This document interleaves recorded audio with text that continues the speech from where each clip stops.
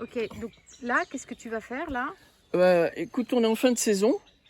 On est quoi? On est quand même passé le 1er mai, on est le 5 mai. Donc on a quand même des greffons de pommiers qui sont quoi, de la New Jonagold. Et comme on a envie encore de greffer, ben, on va greffer. Donc avant de greffer, il faut toujours voir où on va greffer d'abord. Donc je pose ça, je prends mon sécateur et je regarde où je vais greffer. C'est important de ne pas perdre de temps. Donc ici, j'ai un porte-greffe M9. Je vais donc le déshabiller de tous ses rejets. Voilà, de façon à avoir quelque chose de propre. J'enlève autour ce qu'il y a aussi qui m'embêtera peut-être quand je greffe. Voilà, et là je vais choisir maintenant l'endroit où je vais greffer. Donc je vois qu'ici il y a une partie droite qui est intéressante. Donc je pense qu'à peu près à 20 cm du sol, on peut greffer. Donc soit je vais greffer là, soit je vais greffer là. Tu fais quoi comme type de greffe là? Alors on va faire une greffe en couronne, parce qu'on a un arbre qui est assez épais, et puis on a des greffons qui sont épais aussi, mais vu la taille de l'arbre, ça va aller. Donc le coup de sécateur que je vais donner tout à l'heure, il faut que je le prévoie maintenant. Je le coupe pas tout de suite pour pas abîmer l'arbre trop tôt, au cas où j'arrive pas à tailler mon greffon. Donc je donnerai un coup de sécateur là tout à l'heure, mais je sais où je vais le faire. Voilà. Et quelle est ta logique pour donner ton coup de sécateur? Quels paramètres tu prends en compte? La position du sécateur, toujours pareil, la lame vers le bas. Et puis ici, je garde ici une partie bien droite et claire de nœuds, de façon à pouvoir ici insérer mon greffon tout à l'heure.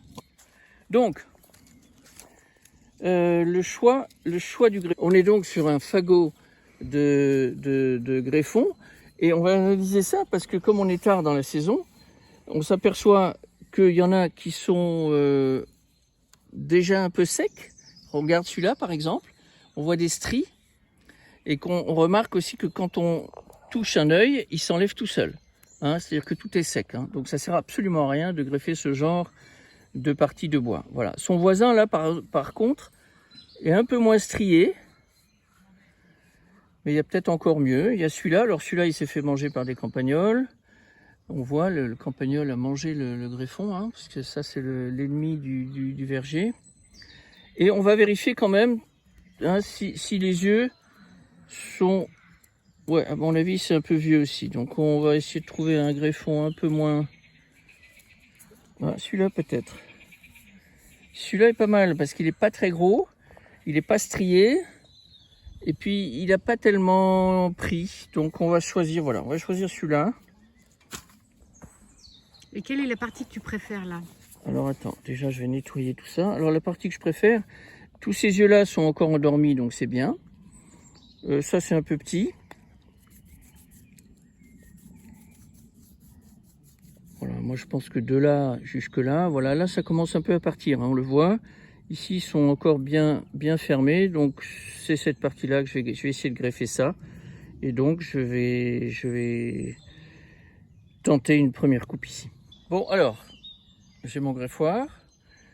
Je vais évidemment greffer dans ce sens-là, les yeux vers le haut. Faut toujours faire attention, des fois on se trompe. Donc le premier œil que je vais greffer est là. Donc je mets ma lame derrière et je vais cliquer jusqu'au bois. Clic. Et dès que j'ai senti le bois dur, je me mets à 20 degrés et je coupe. Donc là je suis un peu long, c'est très bien, je suis droit, donc je vais revenir au départ et raccourcir. Voilà. Voilà, j'ai un greffon qui est bien droit, qui est assez long, j'ai presque 2 cm. Donc maintenant, je vais enlever d'un côté une partie d'écorce qui va bien me libérer la partie vivante verte qu'on voit là. Et pourquoi tu fais ça? Je fais ça parce que c'est la partie que je vais mettre en contact avec la partie vivante de l'arbre. Quand je vais décoller l'écorce de l'arbre, je vais la décoller d'un côté, et la partie que je n'aurai pas décollée, je vais lui coller cette partie vivante. Et c'est là où la sève va passer. Ah, d'accord. Donc ce que je fais également, c'est que je coupe la pointe, voilà, de façon là aussi à garder une partie vivante quand je vais insérer le greffon. Voilà, donc on arrive sur l'arbre, on sait où on va couper, j'avais dit ici. Donc je vais essayer déjà de le faire au-dessous de cette... Ah mais j'ai un œil assez gros, voilà. Donc je vais couper ici. hop. Voilà, donc on coupe le porte-greffe. Et si on a fait on peut aussi un peu, voilà, simplement pour que ce soit propre, couper ça comme ça. Égaliser un peu. Égaliser, voilà. Donc maintenant, le but, c'est de faire une ligne extrêmement droite ici, hop, qui va être le lieu d'implantation de la greffe. Donc, et comme j'ai coupé mon porte-greffe ici pour le mettre en contact, je vais lever l'autre côté, c'est-à-dire celui-là. Voilà, on voit que ça se lève très bien, hein, donc la sève est là. Et je vais venir mettre mon greffon dans ce trou et je vais le glisser jusqu'en bas, jusqu'à l'épaulement. Voilà. L'épaulement, c'est Bah, quoi l'épaulement, exactement? c'est le premier coup de canif que j'ai mis comme ça Ah oui, d'accord. avant. Ce que là, il se repose bien jusqu'au bout. Alors, l'épaulement, Donc voilà, quand on glisse son greffon, on vient jusqu'à l'épaulement ici. l'épaulement, c'est la limite entre Bah, l'écorce et la voilà, partie c'est coupée. là où on décide que toute la partie au-dessous va transmettre la sève. Ouais.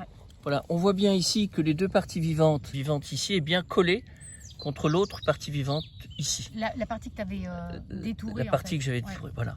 Donc maintenant, ce qu'il va falloir, c'est l'attacher. Donc on va tourner avec un élastique. Évidemment, on va tourner dans ce sens-là, de façon à venir appuyer les deux parties vivantes ensemble. Je vais choisir la longueur de mon greffon, hein, donc parce que je ne veux pas garder... Voilà, j'ai gardé 3 yeux. Hein, sinon, la baguette qui est là va me gêner quand je vais tourner. Voilà, je prends ensuite le caoutchouc et je commence. Alors les premiers tours permettent à vraiment attacher le caoutchouc, hein, on tire bien, on se met en haut. Ah, il est pas attaché. Voilà, c'est un peu la partie la plus embêtante au départ. Essayer de, dans les 2 ou 3 premiers tours, de figer le caoutchouc. Voilà. On y est. Ok. Donc maintenant, on va descendre gentiment, avec des tours successifs, en couvrant la plaie qui est là, hein, on voit bien. Donc on va s'assurer que ici on ne voit pas de partie verte, hein, donc que les deux parties vivantes sont bien collées. On peut donner une torsion au greffon comme ça. Et on continue.